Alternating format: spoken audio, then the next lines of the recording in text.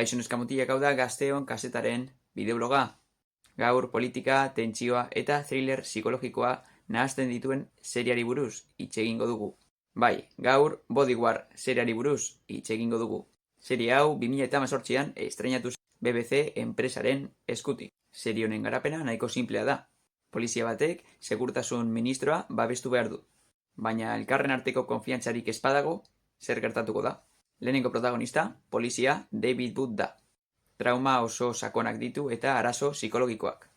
Eta beste protagonista da Julia Montage, segurtasun ministroa eta oso boteretsua. Historia oso bitxia eta tentsioz beteta dago. Tentsioak eta intriga politikoak aho bete hortz utziko zaitu. Giroa oso iluna da eta sekretuz beteriko sarea ikusiko dugu.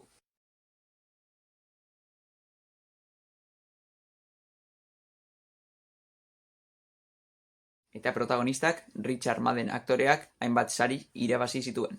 Konspirazioa eta politika uztartzen duen seria da. Oso ona eta oso gomendagarria. Noski 2018an serie arrakastatsuena izan zen. Gainera, politikarien arteko harremanak nola diren azaltzen digu.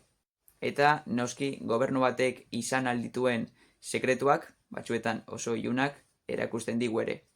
Serie honek kapitulu gutxi ditu eta asteburu batean ikusi alduzu. Arriskuaren aurrean zuk zer pertsonaia hautatuko zenuke. Poliziaren pertsonaia ministroa babesteko, ala ministroaren pertsonaia politika egiteko. Horrek dituen segurtasun arazo guztiak pairatuz. Bodyguard ikusi behar duzu, benetan, oso ona da. Hau izan da Gazteon kazetaren bideobloga. Beti bezala, eskerrik asko eta laster arte!